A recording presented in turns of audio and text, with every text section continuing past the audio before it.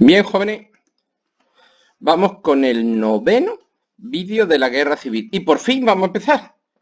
Por fin vamos a empezar a echar ya el tema adelante, porque por ahora lo único que hemos visto es que si las causas, que si, que si los equilibrios de fuerza, que si los dos bandos, que si la retaguardia, que si las grandes potencias, que si el terror, que si pito y flauta, que si la revolución y la guerra, que no, que primero la guerra y luego la revolución.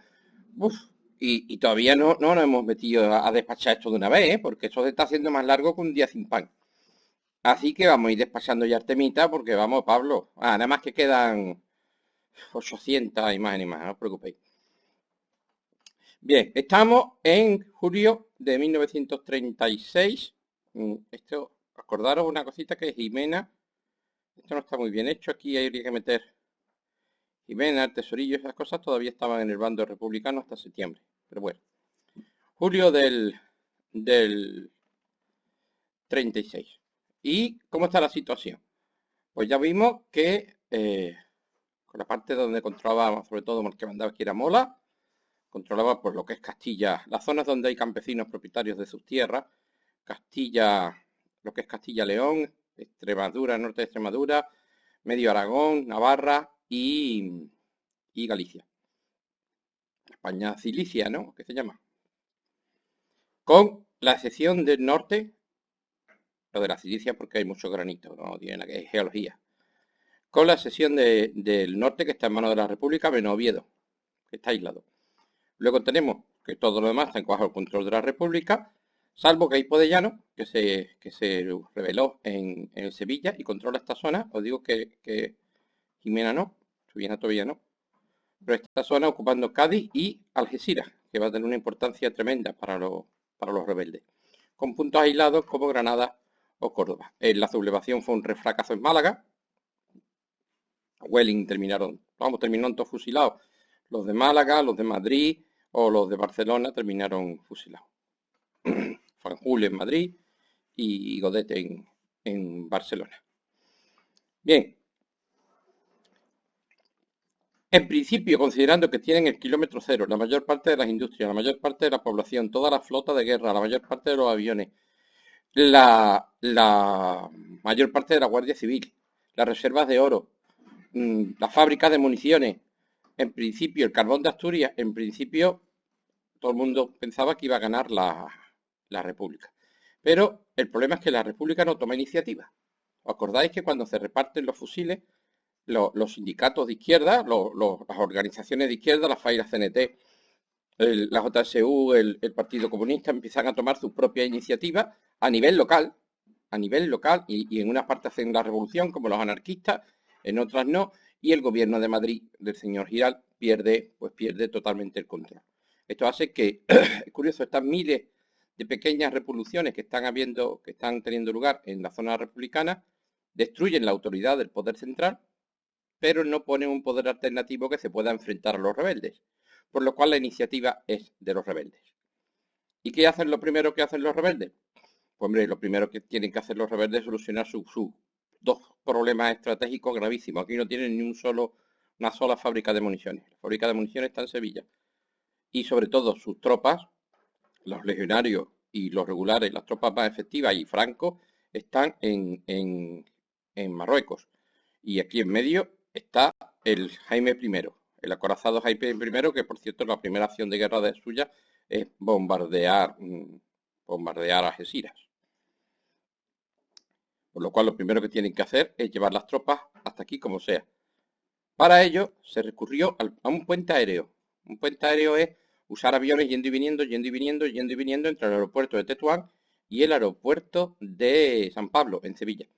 Me diréis, ¿qué aviones? Si no tenían aviones, pues los van a tener.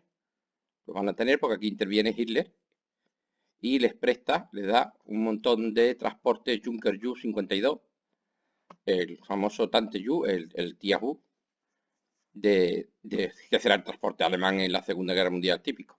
Y estos aviones son los que van a llevar a los legionarios, a los regulares, estos son regulares, ¿no? Y a los legionarios, de un lado a otro.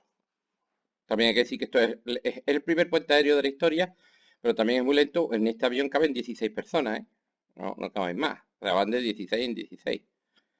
También, claro, como esto era tan lento, también consiguieron esquivar a la flota de guerra republicana y llevar un contingente por mar muy numeroso al puerto de Cádiz.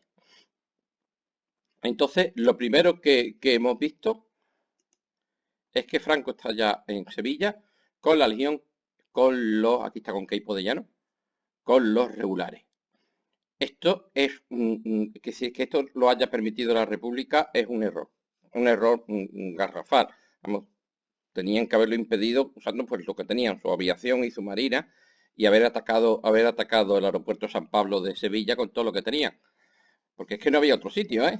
Si no hubieran tenido el aeropuerto de San Pablo, no podían. ¿O creéis que en Ávila, en Soria y en todos esos sitios hay montones de aeropuertos? Pues no.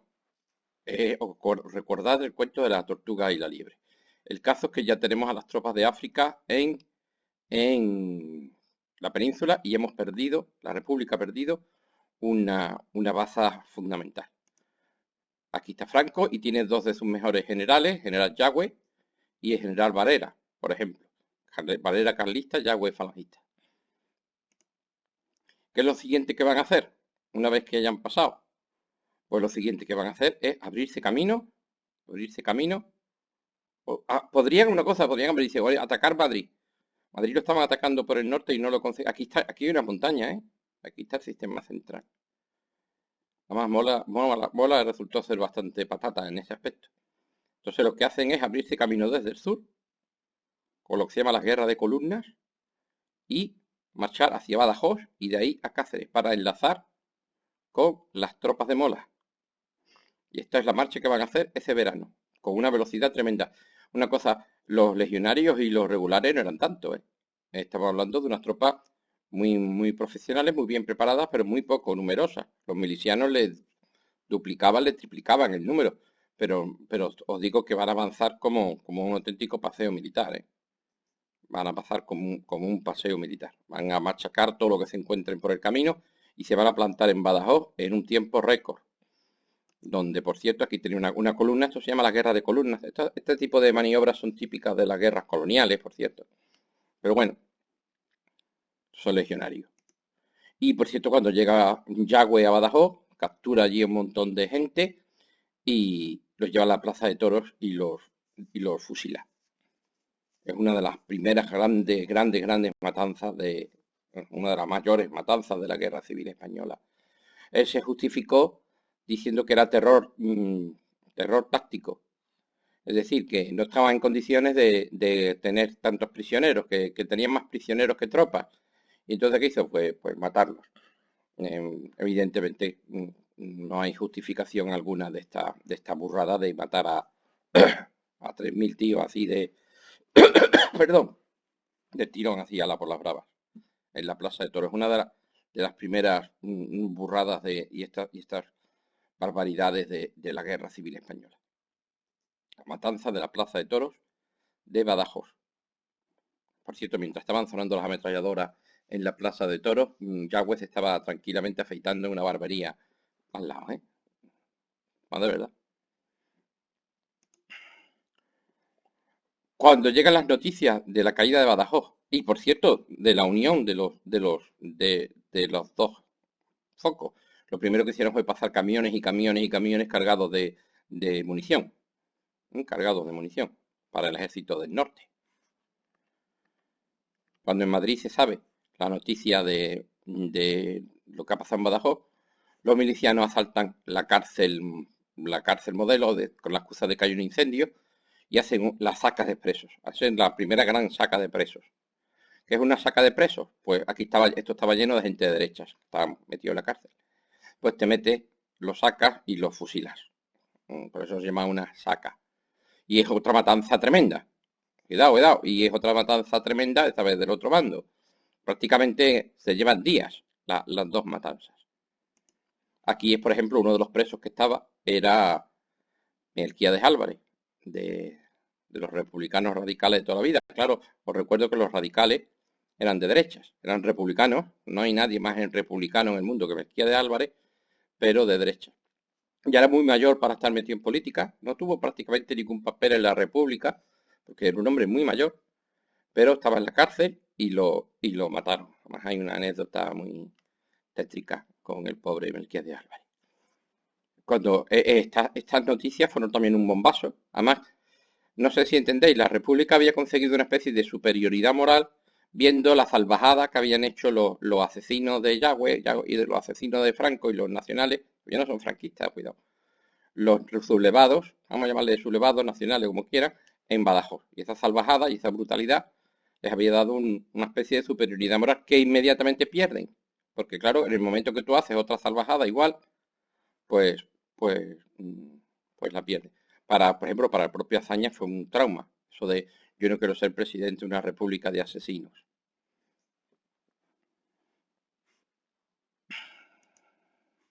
Bien, entonces la evolución del conflicto hemos visto que empieza con el puente aéreo, que llevan las tropas desde Tetuán, que está aquí, al aeropuerto de San Pablo, en Sevilla, y una vez que están aquí, la marcha hacia Badajoz. Una vez que están en Badajoz y se han unido, lo lógico es marchar hacia Madrid. Vamos aprovechando que aquí está el sistema ibérico. Es verdad que es muy difícil, el sistema central, por favor. El sistema central es verdad que es complicado, pero aquí hay un río que es el Tajo. Aquí hay un río que es el Tajo que te puede servir de barrera, por lo cual es una marcha peligrosa porque ahí tienes una cordillera a un lado, pero bueno, usas el Tajo para marchar sobre Madrid y avanzan con una velocidad tremenda, hasta el punto que es el propio Indalecio Prieto da Madrid por perdido. Madrid se está dando por perdido. Es que van a conquistar Madrid en nada. No era tan fácil, os digo que ya veremos, Madrid es un hueso duro de roer, pero aquí, y esta es una decisión de Franco, es una decisión de Franco. Por cierto, Sanjurjo ya se ha matado, Sanjurjo se mató en el avión. Franco, cuando está llegando a Madrid, decide cambiar el rumbo de la marcha y bajar hacia el sur, hacia Toledo. No ir todavía hacia Madrid, primero acabar con el foco de Toledo. ¿Qué pasaba en Toledo? En Toledo os dije que Moscardó se había sublevado y le había salido mal, como a tantos otros, y habían terminado todos encerrados en este edificio que es el Alcázar de Toledo. Aquí estaban toda la gente derecha de Toledo, los que no consiguieron llegar vivos, con sus familias, algunos guardias civiles, alumnos de la Academia de Infantería, falangistas y poco más. Estamos hablando, y están totalmente rodeados por todos los milicianos habido y por haber. El Alcázar de Toledo es muy importante a nivel propagandístico. Tácticamente y estratégicamente su valor es cero. Pero propagandísticamente es muy importante. ¿Por qué? Porque los periodistas extranjeros que van a Madrid a sacar fotos de la guerra, y cuando dicen, ¿dónde está aquí la guerra? Pues el sitio de combate más cercano es Toledo. Por lo cual hay muchísimos periodistas extranjeros que están contando la historia. Y están contando la historia del Alcázar. Y claro, aquí, digamos, el, el gobierno de la República está quedando en ridículo, porque tenemos unas tropas enormes alrededor y el Alcázar que no cae, y el Alcázar que no cae. Entonces, para la República era muy importante acabar con la resistencia del Alcázar de Toledo. Para ello, una cosa, es una lucha épica, ¿eh? Este edificio que estáis viendo es una reconstrucción entera, entera. Es una lucha épica. De hecho, trajeron mineros asturianos para que cavaran una mina hacia una de las torres y la volaran con dinamita para hundirlo. O sea, esto estaba totalmente bombardeado para hundirlo. Este es el momento se trajeron las cámaras para que lo grabaran en el momento. Esto veis que el edificio está ya hecho papilla y este es el momento en que una de las torres que quedaba en pie se viene abajo por la explosión. El Alcázar se viene abajo. Pensaban que no tenía que quedar nadie vivo, pues no, los defensores siguen vivos porque han detectado la mina, porque por el movimiento del agua. El agua empezaba a vibrar, los tíos sabían de matemáticas, han triangulado, han encontrado dónde estaba la mina y se han ido a la otra esquina. Entonces, cuando a las tropas republicanas saltan el Alcázar, pues siguen defendiéndolo. Sigue habiendo tiros y sigue habiendo lucha y el Alcázar no cae. Es lo que queda del Alcázar. Fijaros si las explosiones fueron terribles, que aparece el castillo moro que había debajo del Alcázar. Pues bien, este es Moscardó. Ah, por cierto, os tengo que contar otra cosa que se hizo famosísima. Se hizo famosísima. Está Moscardó ahí defendiendo el Alcázar cuando le llaman por teléfono. En su despacho hay un teléfono que la línea está cortada y de pronto el teléfono suena. Esto es una historia dura. Y se le dio una propaganda tremenda en aquella época. Suena el teléfono y son los fuerzas de atacantes que tienen a su hijo. El hijo de Moscardó era un muchacho. Tendría, yo qué sé, 20 años, 19 años, 20 años. Y lo ponen a hablar con su padre. Y le dice el chaval, mira papá, que si no te rindes el Alcázar, pues me fusilan. Y va Moscardó y le dice, pues encomienda tu alma a Dios. Pues encomienda tu alma a Dios. Por cierto, cuando las tropas de Varela bajaron desde esta historia del teléfono y esas cosas se hizo famosísima. Se hizo famosísima. Por lo cual, esta batalla del Alcázar la está siguiendo toda Europa, todo el mundo está pendiente del Alcázar. Por eso Franco quiere desviarse a liberar el Alcázar, porque va a ser un bombazo para él, como prestigio para él. Entonces da la orden a General Varela de que se desvíe y tome Toledo. Y es verdad que las tropas de los rebeldes toman Toledo y el Alcázar sigue aguantando. El Alcázar no cayó nunca. Por cierto, la famosa frase con la que lo recibió Moscardó fue sin novedad en el Alcázar. Mira cómo está el Alcázar. Por cierto, lo segundo que preguntó es por su hijo. Y efectivamente lo habían fusilado. Desde entonces, pues Moscardó no olvidó el tema. Lo volveremos a ver, enfrentarse otra vez a esta gente. Moscardó va a ser de los duros, pero de los duros, duros. El caso es que la toma de Toledo, ha salido en todos los periódicos, pero en el mundo, y que ha sido un éxito tremendo de propaganda para el bando sublevado. Y esto es una victoria personal de Franco, que es el que ha dado la orden de ir a por el Alcázar.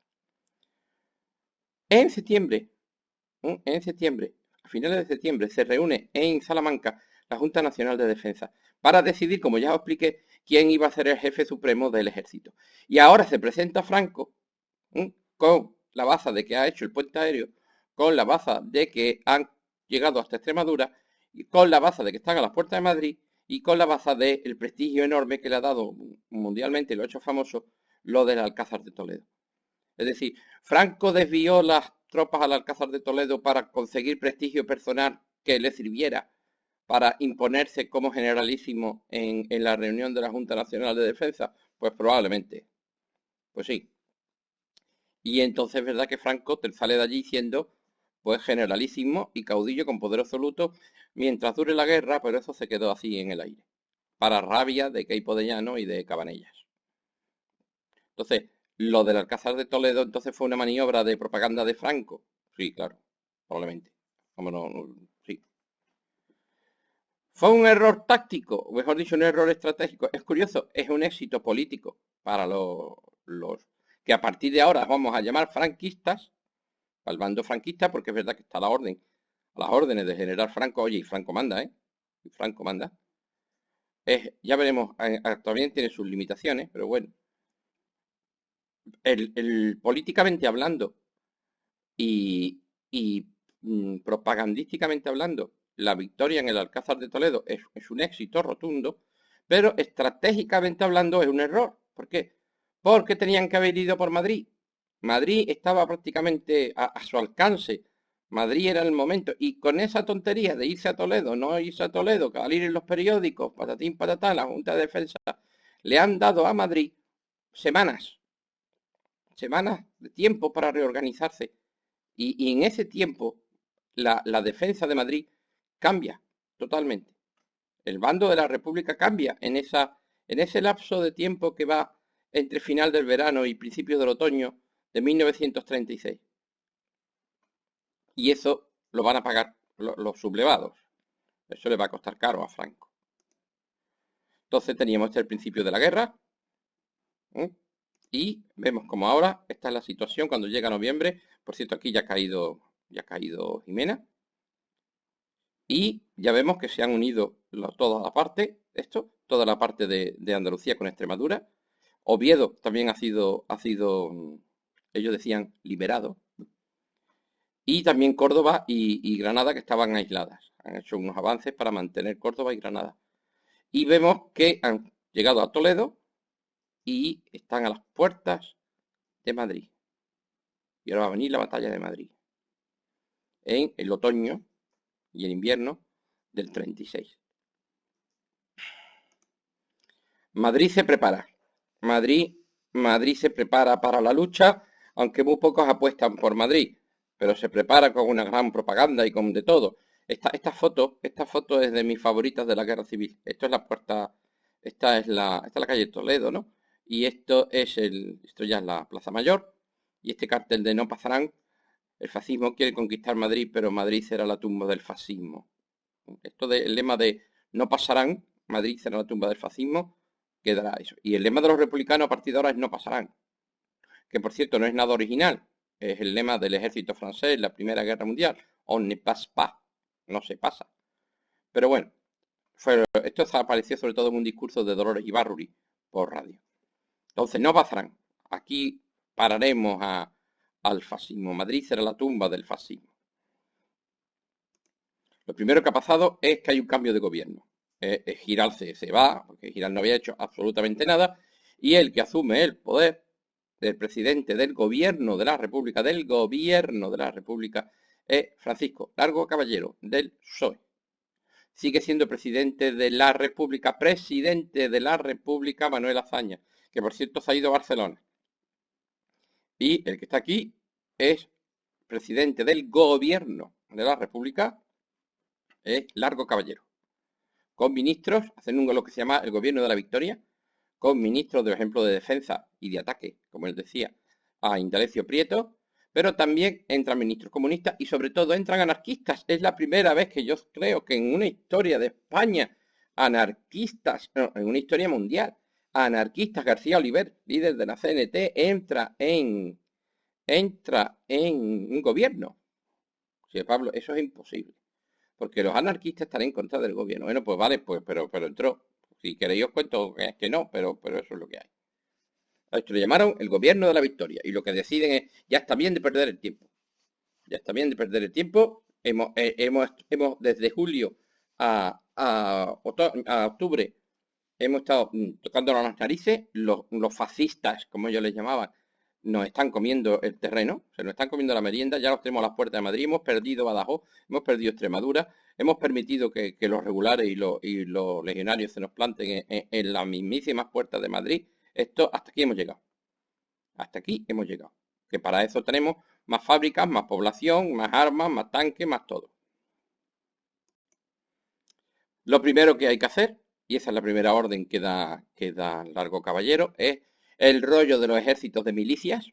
Eso fuera, pero fuera, porque eso ha sido un fracaso absoluto.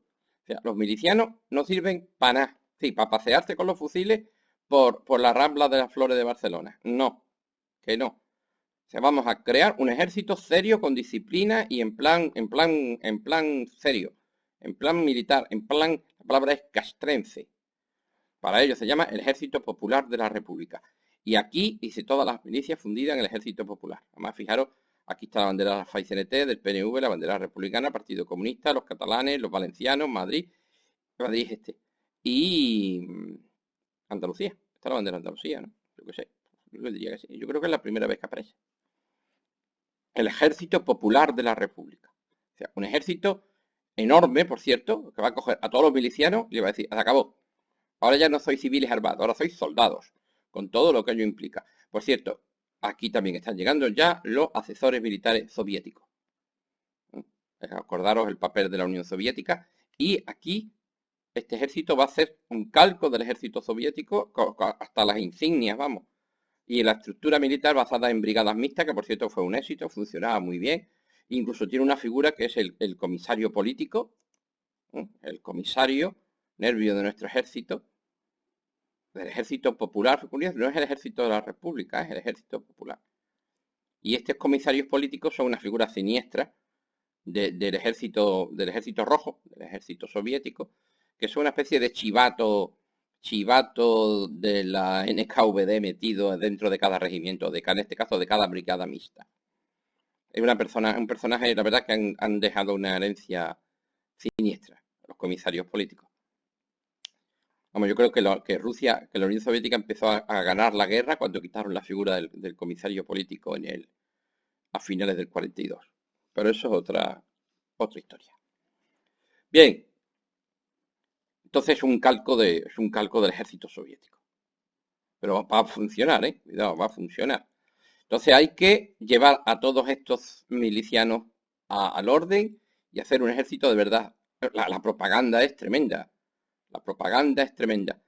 Carteles de todo tipo. Cuidado una cosa, cuando tú ves un cartel, cuando tú haces una prohibición o lo que sea, estás diciendo los fallos. Por ejemplo, en nuestro instituto, todo el mundo sabe que está prohibido venir con el teléfono móvil. Fíjate. Fíjate. Pues anda, menos mal que está prohibido. Entonces, justamente la prohibición en nuestro ROF, Reglamento de Ordenación y Funcionamiento, eso significa ROF, de que los niños tienen prohibido traer móvil, lo único que está demostrando es que aquí trae móvil hasta el gato. Pues bien, viendo lo que piden, ya sabéis cuáles son los fallos del ejército miliciano. El primero, la disciplina. Hay que meter a la gente en disciplina. Ese cachondeo de gente haciendo cada uno lo que sea. Sin disciplina no hay victoria. Segundo, no te emborraches. Sé un soldado como está mandado. No cierra el pico. Cierra el pico. Es que era terrible. Es que una cosa, hasta en la radio se dedicaban canciones, ¿no?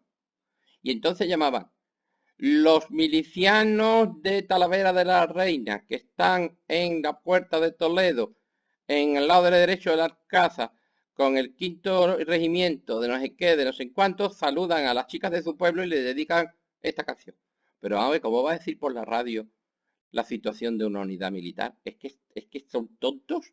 O sea, es que hay cosas que te ponen mal. O sea, es que por la radio a diario, cada unidad de milicianos le encargaba canciones a las novias de su pueblo y decían dónde estaban. O sea, los espías de Franco que no tenían ni que molestarse, es que podían estar en Tetuán o en Burgos, poner la radio y enterarse de todo. Vamos, esto es una barbaridad. Había que apagar las luces, una cosa de aquella época los aviones bombardean a ojo. Y por las noches había que dejarlo todo totalmente apagado. Estaba prohibido encender una luz por la noche. Pero que te fusilaban, ¿eh? Lo digo porque, vamos, sabemos, en mi familia sabemos de qué iba esto. Estudia un poquito, no seas un cazurro. O sea, una cosa es que había gente en la República, los milicianos de la República, llegaban a apuntar los cañones a ojo. Un cañón no se apunta a ojo bajo ningún concepto. Y tienes que aprender técnica militar. O sea, es que nos están dando la paliza, padre. Es que nos están dando la paliza, padre, porque somos unos cazurros. No desperdicie víveres ni municiones. Lávate. Mucho cuidado con la sífilis, mucho cuidado con las pilinguis. Os digo una cosa, de Durruti en su columna de hierro, pues que eran milicianos anarquistas. Lo primero que hizo fue echar a todas las milicianas. Fue echar a las milicianas porque a las milicianas le llamaban las ametralladoras. Y le llamaban las ametralladoras porque mataban más gente que las ametralladoras con la sífilis. ¿No? O sea, la sífilis era tremendo. Entonces, ten cuidado vamos, que la sífilis se puso las botas en la guerra civil. Ten en cuenta una cosa, todavía no hay antibióticos, ¿eh? Todavía no hay antibióticos. Los antibióticos no aparecieron de verdad hasta la Segunda Guerra Mundial y en España llegaron en la posguerra con cuentagotas. Con cuentagotas. Esto es una de las cosas más bonitas, las milicias de la cultura. O sea, os acordáis que la República hizo un enorme esfuerzo por la educación y por la escuela. hasta en la guerra, ¿eh? Y es verdad que había tíos que eran milicianos de la cultura, por ejemplo, profesores viejos que ya no servían para luchar, ¿no? Pero que sí que iban a los milicianos y les enseñaban a leer, les enseñaban a escribir. La verdad, esto sí es algo muy, muy bonito. Esto es muy bonito de la República. Pues bien, no pasará. En Madrid se prepara, este nuevo gobierno de la Victoria se prepara para defender Madrid. Aunque Largo Caballero y sus ministros, aquí está Indalecio Prieto, por ejemplo, se han ido a Valencia. Han abandonado Madrid, porque ven que Madrid es que una cosa, no apuestan un duro. No apuestan un duro por Madrid. Sí, defender Madrid, defender Madrid, defender Madrid, pero nosotros nos vamos a Valencia. Pues si fueron, es curioso, la capital de España va a ser Valencia. Azaña está en Barcelona. ¿Quién queda en Madrid? Pues un comité. Un comité. El jefe militar es Miaja, aunque es verdad que hay asesores soviéticos. Hay un asesor soviético que se llama Orlov, que es el que está dirigiendo el cotarro, el general Miaja, y su mano derecha, Segismundo Cazado. Recordar a este tío va a tener un papel importante al final de la guerra. Es muy fácil de recordar con estos dientes de Casado. Entonces estos son los que están al mando, pero cuidado, detrás tienen asesores militares de la NKVD, os digo que Orlov, por ejemplo. Y se hace un comité del cual destaca un joven militante comunista que tiene 20 años, 19 años, 20 años. Se llama Santiago Carrillo y es el jefe de seguridad. Y es jefe de seguridad. Y aquí es donde ocurre uno de los hechos más terribles de la Guerra Civil Española. Los presos de las cárceles, los que quedaban. Una cosa, ellos ven que Madrid va a caer en manos de los nacionales y las cárceles de Madrid están llenas hasta arriba de presos. Entonces, ¿qué hacen? Pues los meten en camiones para llevárselos a Valencia, supuestamente, y no llegan a Valencia. Cuando se desvían, llegan a Paracuellos del Jarama y allí tienen ya las fosas cavadas, las fosas comunes cavadas y las ametralladoras listas y los matan. Y matan pues a varios miles de hombres. Es la matanza más grande de la Guerra Civil Española y la más fría, porque esto es terror institucional. O sea, esto no fue un calentón, esto no son los incontrolados, esto es una orden. Además, en los archivos de Moscú aparecieron las actas de las decisiones y esas cosas. Y los mataron en Paracuellos. Y se cargaron, pues eso, a 2000 y pico tíos, 3000 tíos, del tirón. La técnica recuerda mucho a la NKVD, ¿eh? Pero cuidado, que seguro que había dirigentes, agentes de la NKVD y de la Checa metidos por ahí, pero que solo hicieron españoles. Que es que da la casualidad que muchos de los líderes del Partido Comunista que están mandando en Madrid han hecho cursillos en Moscú, en Rusia, ¿eh? Muchos líderes del Partido Comunista habían pasado por Rusia y habían hecho cursillos, pues yo qué sé, en Rusia lo que aprenderían, en la Rusia de Stalin. Carrillo era jefe de seguridad, por lo cual algo tendría que ver, por la activa o por la pasiva. O sea, por acción u omisión. O sea, la vida de esos tíos era responsabilidad de Carrillo. Y la derecha siempre se acordó de esto. O sea, los tíos que perdieron a sus hermanos, a sus padres, siempre se acordaron y el nombre que salió, que el culpable era Carrillo, ¿no? Carrillo siempre lo negó. Él dijo que no sabía nada. Él siempre dijo, ya lo veremos, este tío va a ser muy importante en la transición, que él no sabía nada de lo de Paracuellos. Yo no. Que era un niñato y que era el último mono y que probablemente no le preguntaron. Pues sí, probablemente. Que no sabía nada. Pues, coño, es jefe de seguridad de Madrid. Claro, hombre, yo creo que sí que sabría. O no quiso saber. Lo que no quiso nunca fue asumir esa responsabilidad. Y hombre, murió luego ya muy mayor sin haber dicho nunca nada al respecto. Él siempre dijo que él no sabía nada. Pero la derecha nunca le perdonó lo de Paracuellos. Y el fantasma de Paracuellos lo va a perseguir toda su vida. Porque es que luego de los responsables es el único que está vivo. Claro, es el único que está vivo. Pues bien, esta es la matanza más grande. Luego, cuando ya los franquistas ganaron la guerra, sacaron los cadáveres de las fosas y los enterraron pues todos juntos en un cementerio enorme con esta cruz. Este sitio no se puede visitar porque pertenece solo, en un cementerio privado, pertenece a las familias de los muertos. No es público. No quieren gente allí, ni fotos, ni nada. Pero aquí hay 2000 y pico tíos. Entre ellos, uno de ellos, Pedro Muñoz Seca, el que os dije, autor de teatro, que dijo aquella frase de me podéis quitar mi dinero, mi casa, mi libertad, me podéis quitar la vida, pero no me podréis quitar el miedo. Pues ese hombre es uno de estos. También, por ejemplo, hermanos de Serrano Suñer, hay muchos, vamos, que sí hay muchos. Pues eso, también son víctimas de la guerra civil. También son víctimas de la guerra civil. Os digo una cosa, si tenemos un pensamiento racional, tenemos que usar las mismas normas para todos, las mismas normas para todos. Y si yo condeno la matanza de Badajoz, que por supuesto la condeno la saca de presos, si yo condeno que mataran a Joan Peiró o a Aurora Picornell, que por supuesto, faltaría más, narices, por supuesto que son más que condenables, pues tengo que condenar que maten a Melquiades de Álvarez, a Lorca o a Pedro Muñoz Seca. ¿Por qué? Porque son dos personas. Y no se puede ir por ahí matando a la gente, por favor. Uf, qué barbaridad. Qué ascazo de guerra. Vamos a meternos en la batalla de Madrid. Llevamos 36 minutos y todavía no ha empezado la batalla. Todavía las tropas de Franco, ahora sí son las tropas franquistas. No han atacado, no han atacado Madrid, pero ya vamos 36 minutos. Vamos a hacerlo en el vídeo número 10. Qué barbaridad. En el vídeo número 10. Hasta luego.